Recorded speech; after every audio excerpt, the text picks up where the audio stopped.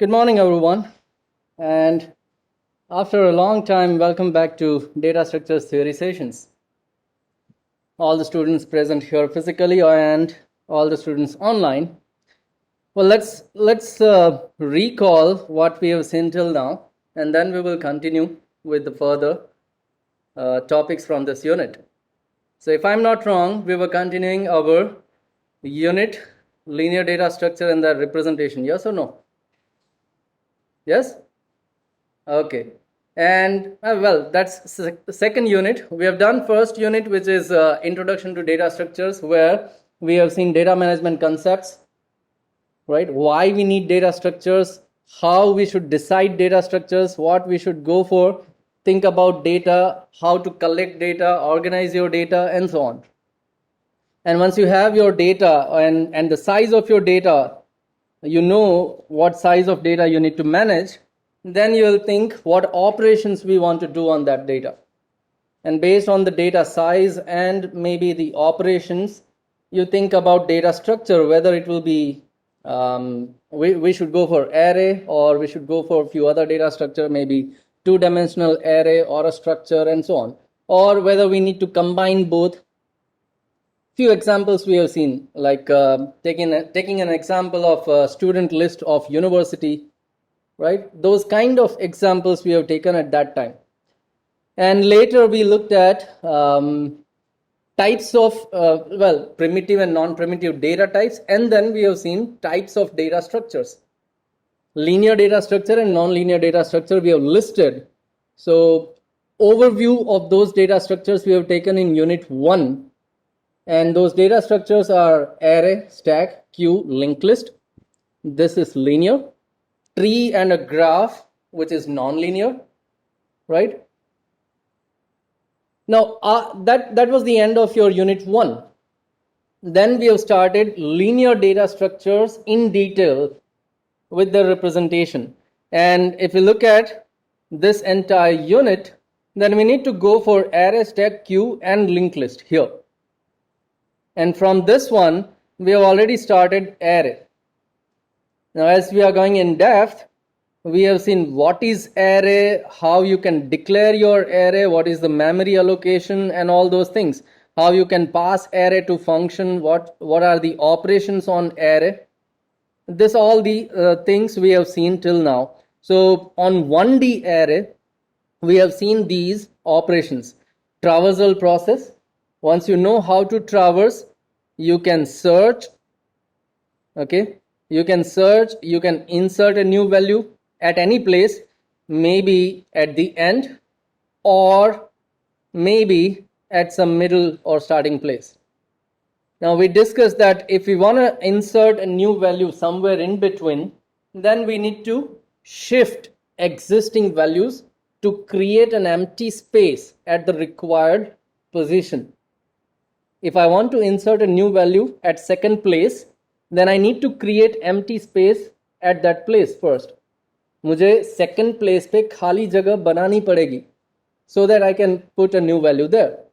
वो खाली जगह बनाने के लिए हम क्या करते हैं? We shift all the existing values starting from given position up to the end. ये सारी values को shift करना पड़ेगा. But you cannot start actually from the given position. Second value को third पे नहीं डाल पाओगे जब तक आप third पे जगह नहीं बनाते हो. Third को fourth place पे आप नहीं डाल पाओगे जब तक fourth पे आपके पास जगह खाली नहीं है. So, in this case, what we do, we start from the end. Last value को next place पे लेके जाओ, and then you come in backward direction. So, this was the algorithm we discussed at that time. So these operations we have seen, insertion, same way deletion from any place, and then we were discussing merging process.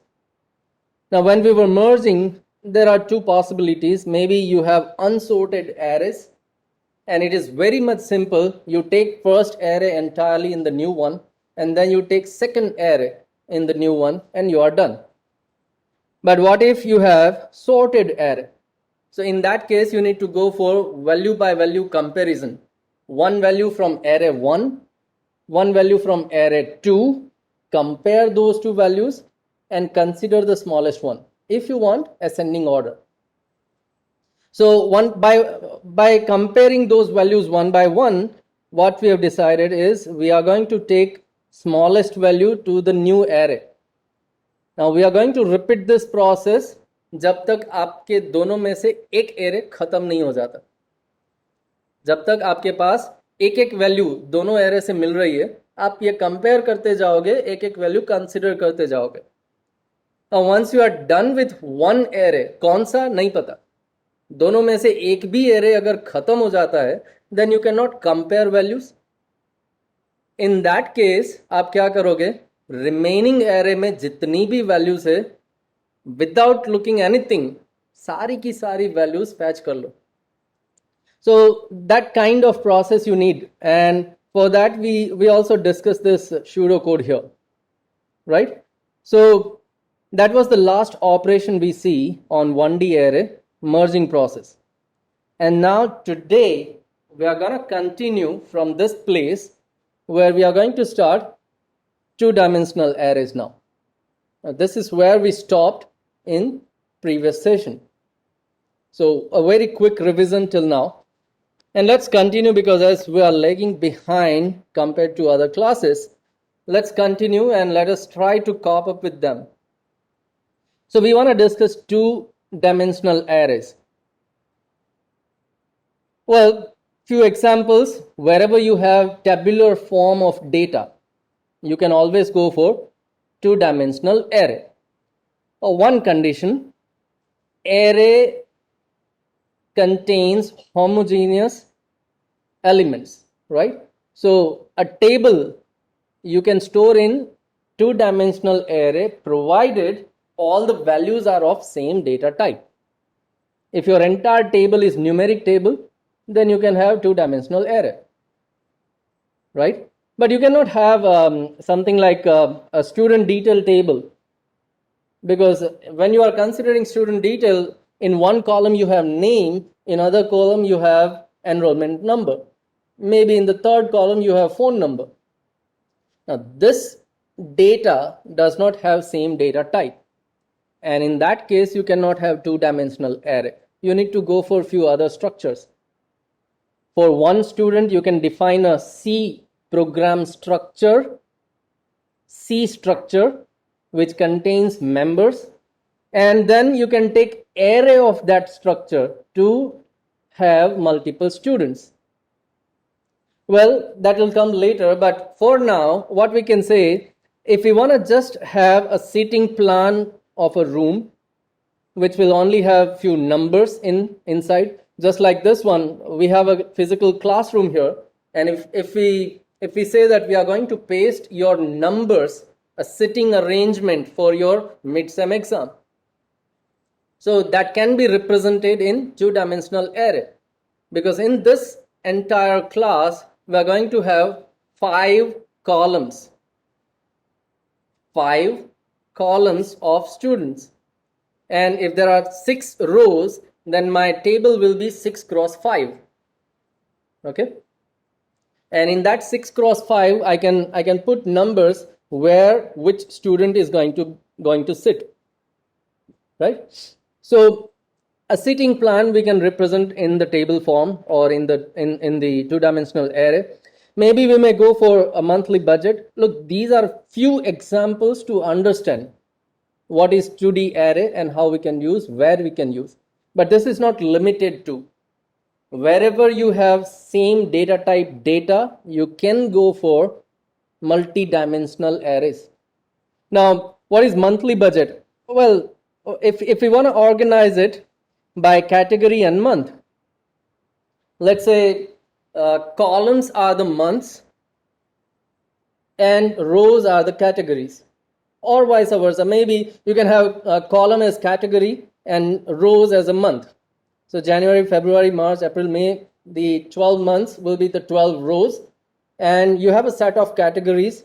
So maybe column 1 will be grocery, column 2 will be clothes, column 3 will be fuel or something, right? And then the entry within that table will be only what? The money you spent, right? In January, for fuel, I have spent 5,000 rupees.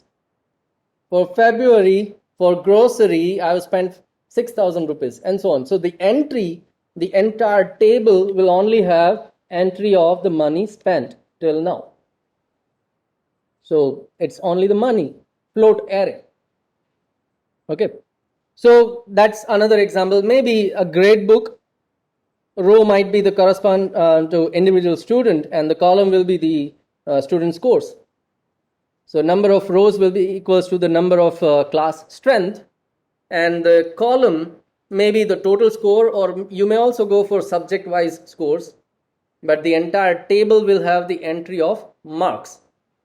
So data is marks, two-dimensional array. So these are few examples. Again, at the end it is the array. So just like one-dimensional array, all the elements will be homogeneous, same data type.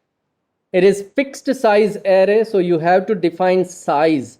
When we declare a two-dimensional array, we need to go for two sizes.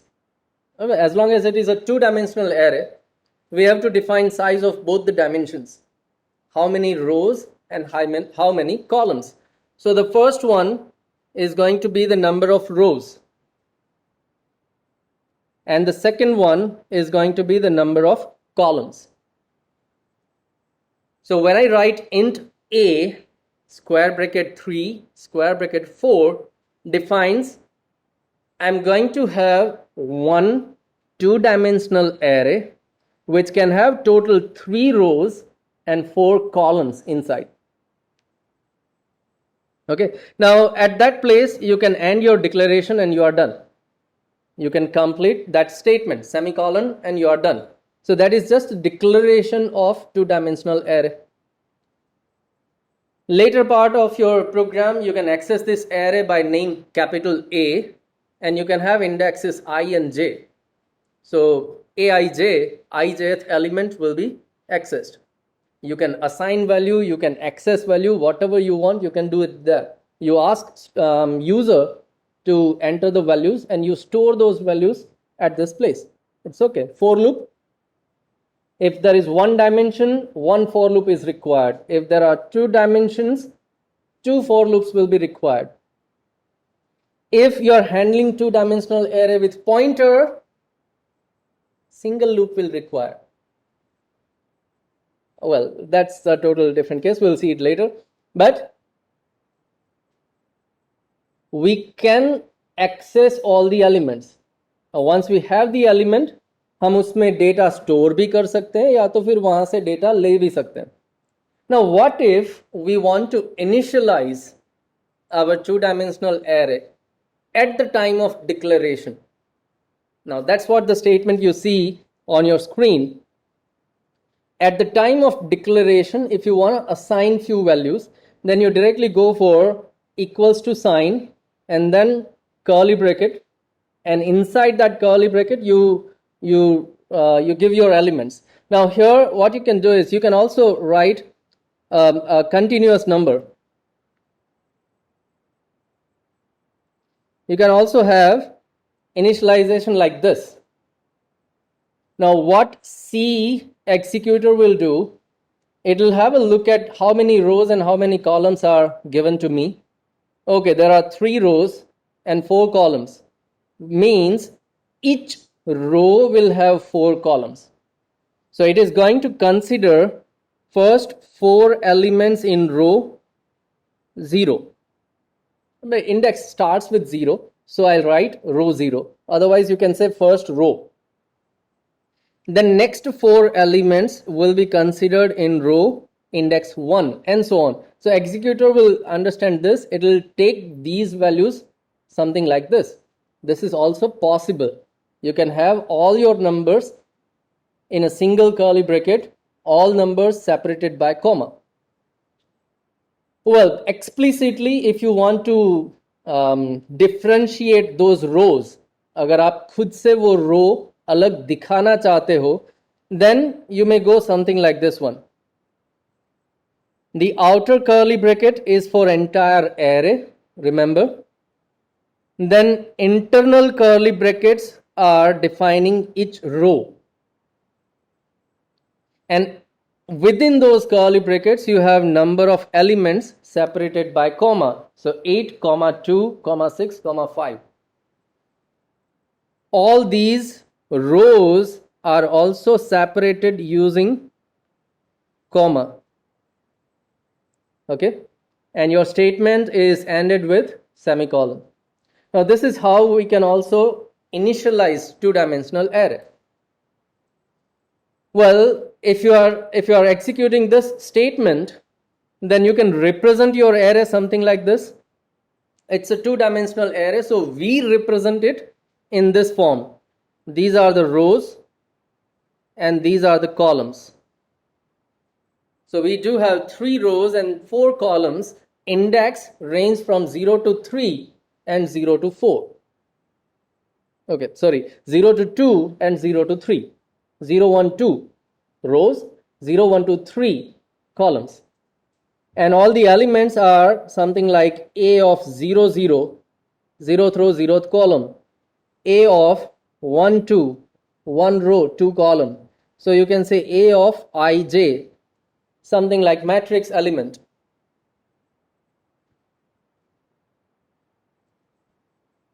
But this is not something how your two-dimensional array is stored inside the memory. Now this is how we represent.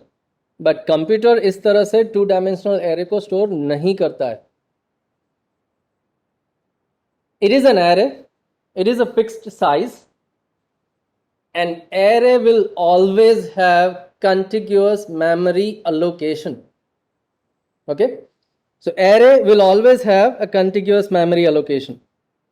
So for your two-dimensional array, if you declare something like, let's say, integer a of 3, 4, then how many elements will be there? 12, correct. So there are going to be 12 elements of what data type? Integer, correct, because we have declared it as an integer array. Now inside your memory, you are going to have a contiguous memory allocated to you for this array A. So this is my array labeled with A, and inside that array, I'm going to have all my elements.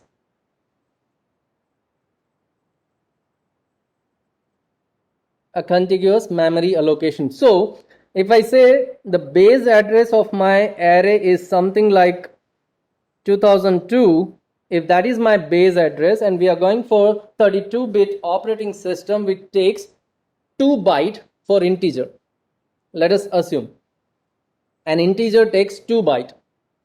Well, in that case, the consecutive elements will have memory addresses something like 204, 2006, 2008, 210, 2010, 2012, 2014, and so on. So this indicates your two-dimensional array is contiguous in your memory. But how these 12 elements are stored? Because for us, it is 2 dimension, it is having row and column. So in memory, it is going to take your entire row one by one. So you have a 0th row and each row is having 4 columns. So 0, 0, 0, 1, 0, 2, 0, 3. This is your entire row, 0th row, all the columns, which means first 4 elements will be coming from first row. Then it goes for the second row. So 1, 0, 1, 1, 1, 2, 1, 3. Look, these are the index values, okay? Row and column, ij. Then it goes for the next row, 2, 0, 2, 1, and so on. The last element will be what? The last row 2 and the last row, column 3, 2, 3. So this last element will be 2, 3, ij. So if I store this given array, this array, then it will be something like 8, 2, 6, 5. This is my first row. Then I'll go for the second row, 6, 3, 1, 0, and so on. The last element will be 6. This is how your two-dimensional array is stored inside memory. Inside your memory. Now we have to understand this thing, because when we want to access two-dimensional array using pointer, अगर pointer का use करके आपको two-dimensional array use करना है, तो आप with single loop use कर पाओगे, because it is a contiguous memory allocation. एक single loop भी चलेगा. अगर पॉइंटर है p प्लस प्लस करते जाओ, आपको next next next next element मिलते जाएंगे. आप पहले फर्स्ट रो एक्सेस करोगे, उसके बाद second row, then third row, right? So that's the reason you can access two or even multi-dimensional array with a single loop if you have a pointer, or if you know the address, or if you know the memory structure. Any doubt till now?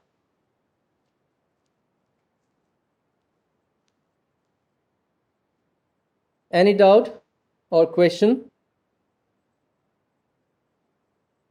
Okay, so well, this is two-dimensional array. Now if we talk about two-dimensional array, or it is nothing but a matrix, operations, then these are what the operations you see in mathematics subject, matrix unit. You have gone for transpose of a matrix, you sum it up, maybe you find a difference, you find a product, multiply two matrices and all. You might have gone for matrix multiplication program in previous semester also. Anyone remembers? Matrix multiplication program. Thodu yaad chhe. Okay. Well, we will not go in depth of these operations here, but if you want, you can do it. You already know how to multiply two matrices. If you want to add two matrices, corresponding elements will be added together, right? The resulting matrix will be, depends on what operation you want. Look, if you are going for transpose, then rows and columns will be changed. If you are going for sum or difference, both the matrix must have same dimensions. If you are going for product, then columns of first matrix must be equals to rows of second matrix. Only then you can multiply two matrices. Well, those are the preconditions, and after that you can go for process and you do whatever operation you want to do, and you will have the resulting matrix with proper size. If we quickly revise matrix multiplication, then let me tell you, the final result will be something like Cij equals to, you can have shorthand operator plus equals to, or maybe you may go for Cij plus Aik into Bkj. Now this is what a matrix multiplication equation, where we need to go for I, j and k loop, because all these are indexes. So we need to go for I equals to 0, I less than n if that n is the number of rows, I plus plus. Inside that we need to go for j equals to 0, j less than m if m is your columns, j plus plus, right?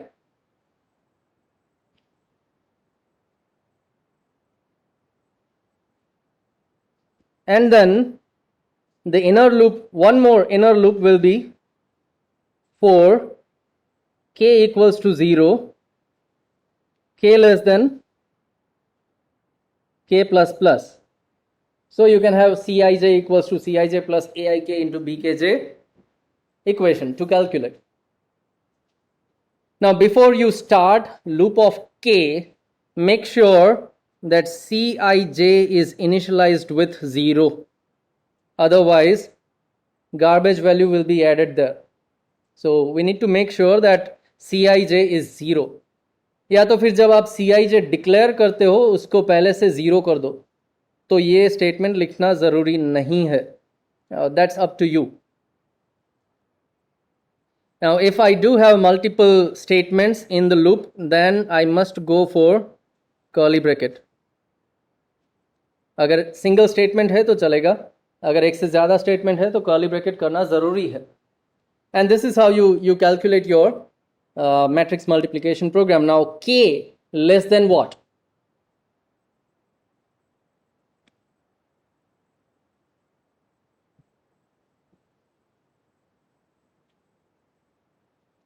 Let us assume you have A. No, for making it simple, you have A 3 cross 3 and B 3 cross 3. तो आपका resulting matrix C भी 3 cross 3 रहेगा. It's very simple. Now, what if you have matrix A and B something like 2 cross 3 and 3 cross 4? It will be 2 cross 4, correct. What if you have A and B matrix something like 4 cross 2 and 3 cross 2?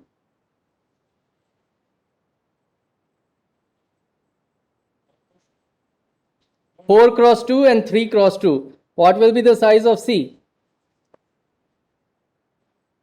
Online students, what do you think? Not possible, correct.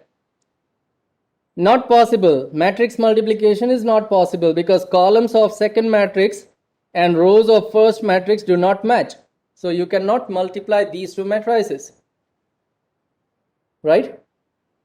Okay. So here what I say, this is N and this is M. The resulting matrix C.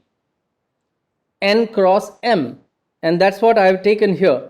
N, I less than N, J less than M. Okay. So here what I can say is N is equals to,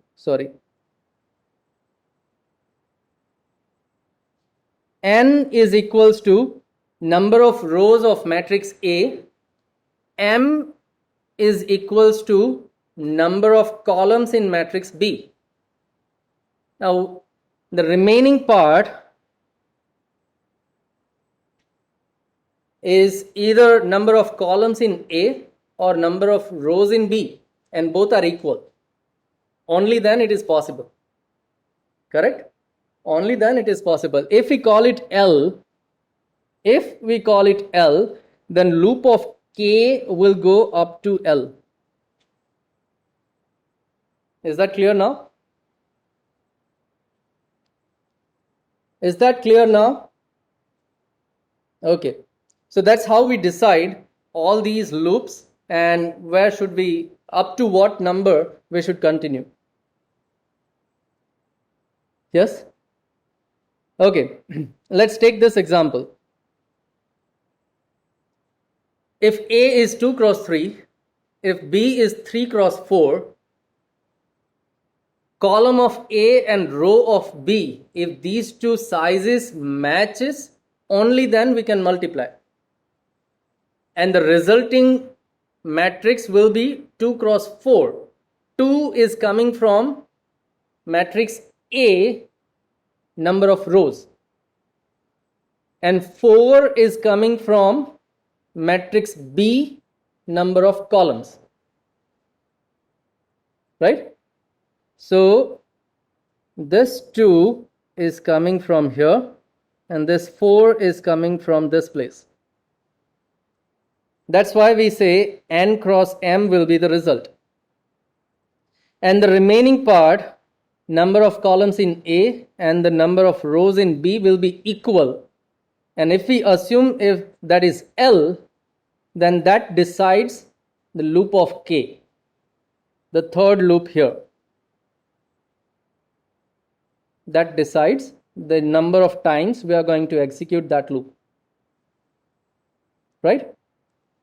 So that's the very quick revision of matrix multiplication. You can go back to your previous semester explanation part. You can try it on your PC, on your system, and you can find out what result you have. Okay, so these are the operations on 2D array here.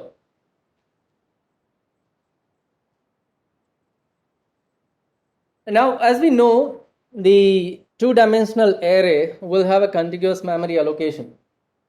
Now, if it is contiguous memory, then we can calculate the address of whatever element we want.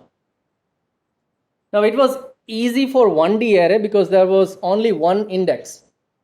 For one-dimensional array, you have only one index, and that's the position also. If I is the index, I plus 1 will be the position. Index starts from 0. Barabar? Clear, sir? If I is the index, I plus 1 will be the position. And if you know the position, then directly multiply by size of your data type, you will have the address. Right? If I say I am starting from 1000, I have total 10 elements of integer data type. 1000 से start कर रहा हूं, total 10 integer elements हैं. Fifth element चाहिए तो कहां पे होगा?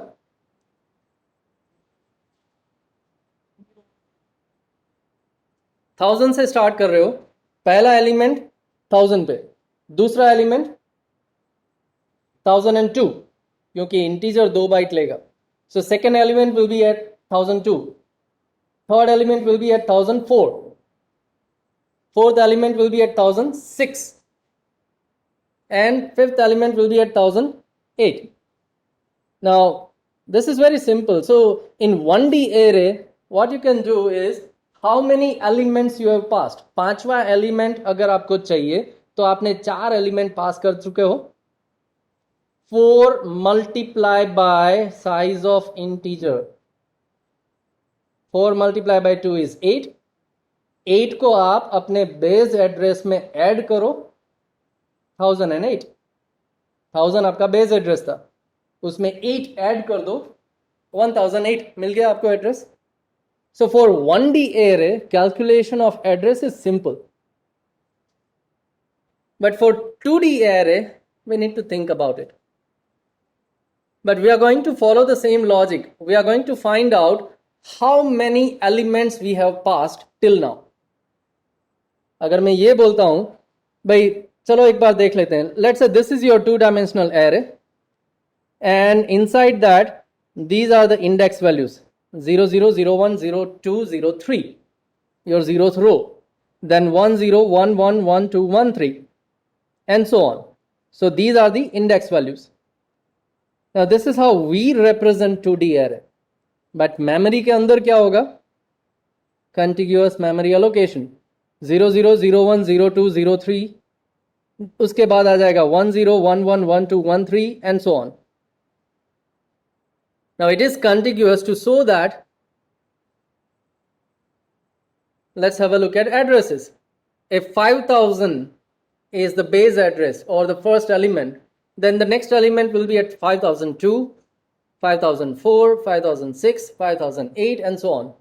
So we know memory is contiguous here.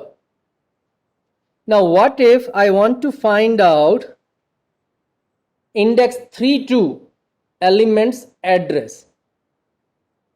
अगर मुझे इस element का address चाहिए तो कैसे मिलेगा?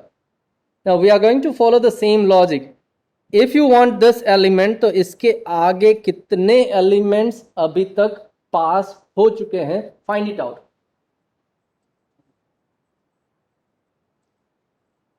One, two, three, four. Going like my child. When she wants to calculate numbers, strike it out. Yeah, so 5, 6, 7, 8, 9, 10, 11, 12, 13, and 14. 14 multiplied by size of integer 2. add it in the base address, and you will have the address of required element. Well, that's what we want to do, but fine. If we have this table structure and if we physically look at this, we can calculate how many elements we have passed. But how computer will do that? So let's think about it now. Sorry. Yeah. So we are at index 3, 2. This is what we want. Index 3, 2. Now this is for row and this is for column. And this is index value. Remember, it starts with 0. Okay. So you are at this row. How many rows you have passed before that?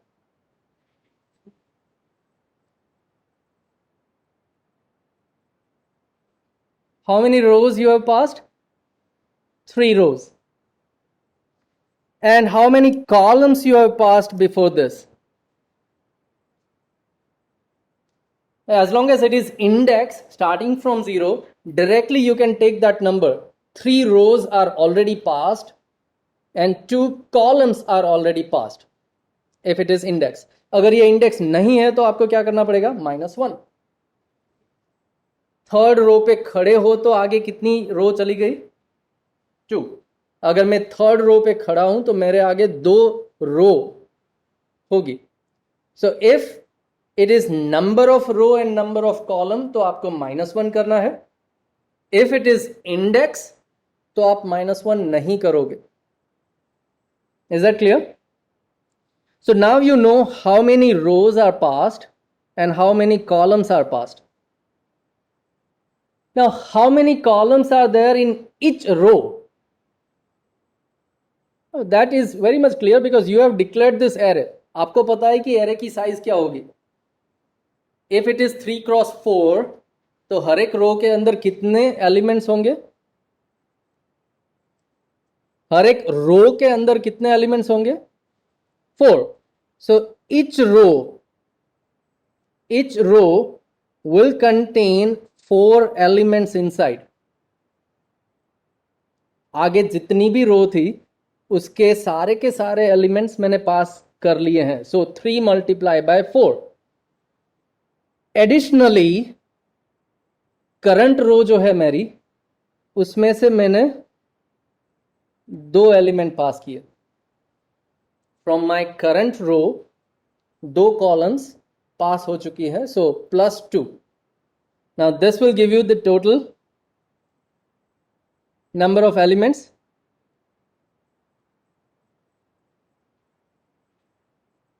So this is our style.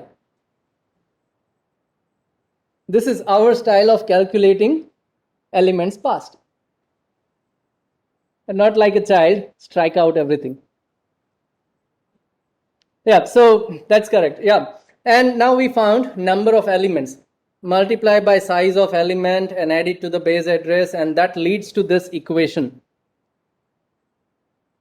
That leads to this equation where I and j is the row and column number.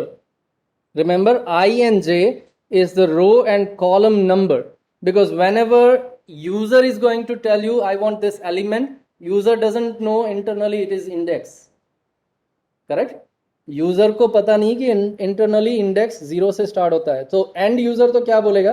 भाई 5th रो का 3rd column वाला element मुझे चाहिए. अगर 5th रो चाहिए तो 4 रो पास कर चुका हूं मैं. I will go for i-1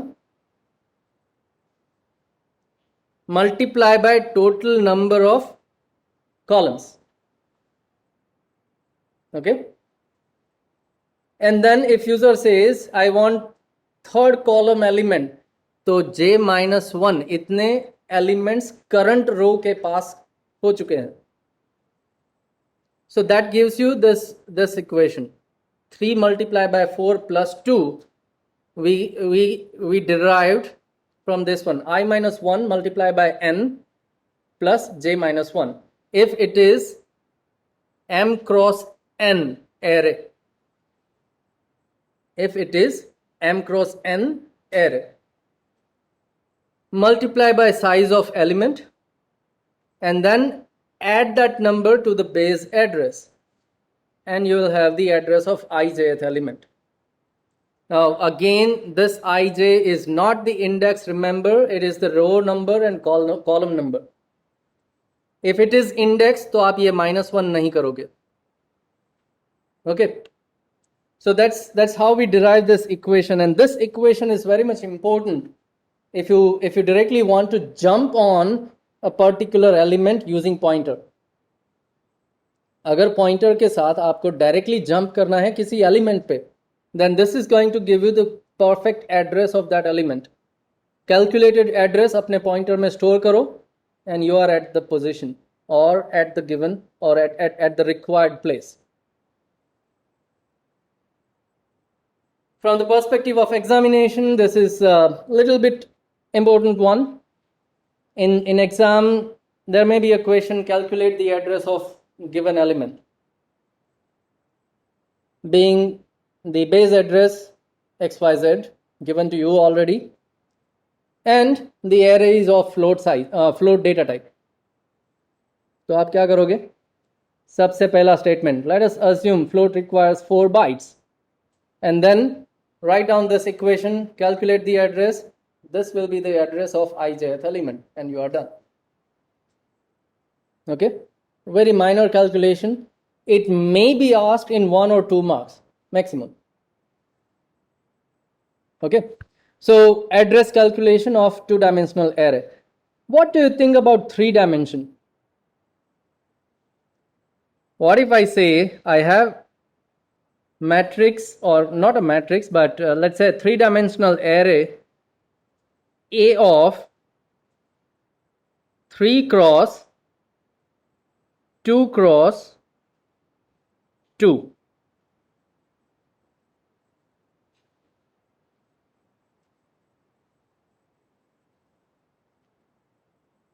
Well, 2-dimensional array is row and column. The third dimension that we add will be the plane. In a 3-dimensional world, we can say a plane, a surface. We have total 3 surfaces, and on each surface we have 2 cross 2 matrix.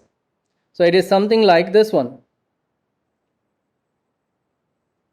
This is your first one, first plane, and in the third dimension, this is your first one. Then you have the second one, and you have the third one. Okay, this is how your 3-dimensional array will look like. So how many number of elements will be there? Number of elements in this array.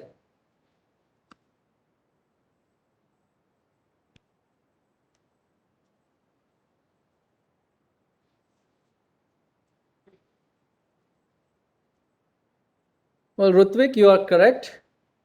Bridge, you are also correct, but few physical students are not correct here. Correct, it is 12. It's very simple. Multiply all the dimension size. 3 cross 2 cross 2. Done. And that will be the number of elements. Yeah. Ohm, you are also correct. Very, very nice explanation Ohm is giving. LBH.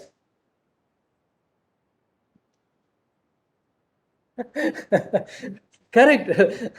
and nice linking. क्या बोलते हैं उसको? Comfort, right? Okay. Well, so that will be the number of elements, but remember always, yes?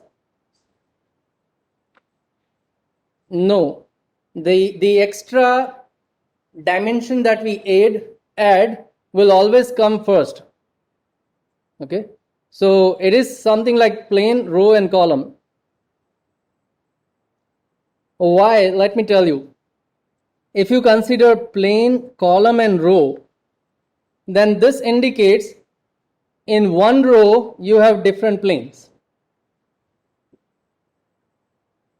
In one row you have different columns, and in each column you have different plane. It's not possible.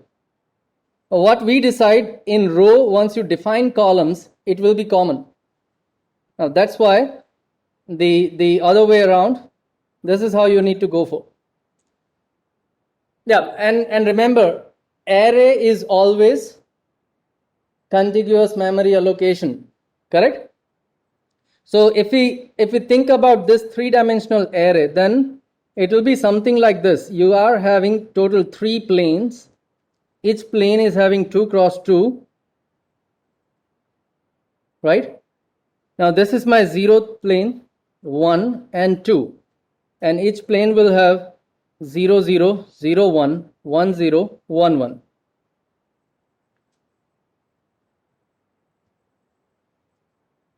Correct? So a particular element a, I, j and k, or maybe you consider it, let's say p, m, n, then it will be something like a of, let's say 1 1 0. If I say this 1 1 0, then this is p, found it here, correct? First number is plane, so we found it here. Second is row, so we found it here. And the third one is column, so we found it at this place. And finally we have this element. Okay? So that's how we have those elements. But in a contiguous memory allocation,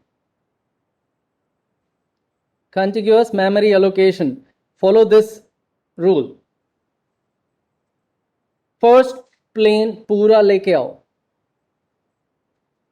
So you will consider this one, 0th plane, 0.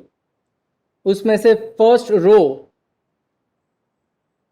और सारी की सारी columns. So it is going to be 0 0 0 0 0 1. उसके बाद 0 1 0 and 0 1 1. Is this clear? Now this becomes your plane of 0. उसके बाद आपको मिल जाएगा plane of 1. So you'll have 1 0 0 1 0 1, then 1 1 0 and 1 1 1, and so on. This is how all the elements will be there inside your memory. And what you want now, 1 1 0, you want address of this element. You want address of this element. But clear it. How many planes we have passed?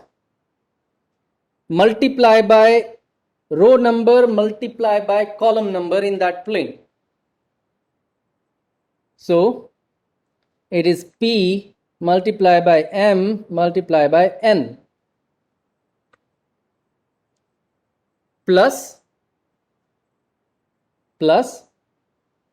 in the current plane, how many rows and columns are passed.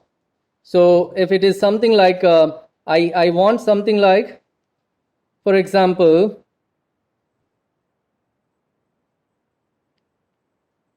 let's call it K, I and J. I take IJ as a row column, K as a plane number. So it's gonna be something like K multiplied by total number of rows M multiplied by total number of columns N. तो ये आगे के सारे planes गए. Then plus current plane के अंदर ith row. So I rows are already passed. Multiply by columns inside those rows.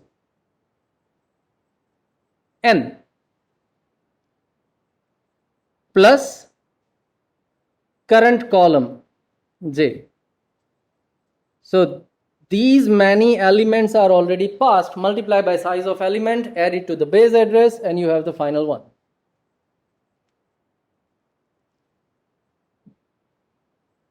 trash up a little bit of on your mind, and then you'll have this entire equation.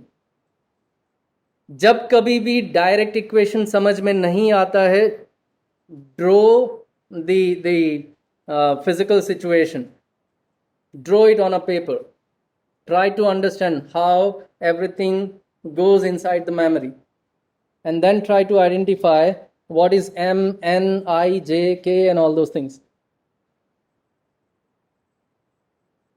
Well, so that's the three-dimensional array address calculation. You should know it. I don't say that in exam there will be a question of three-dimensional array, but at least you should be aware of how we can calculate the address. Well, so this is 2D array, and we will stop here.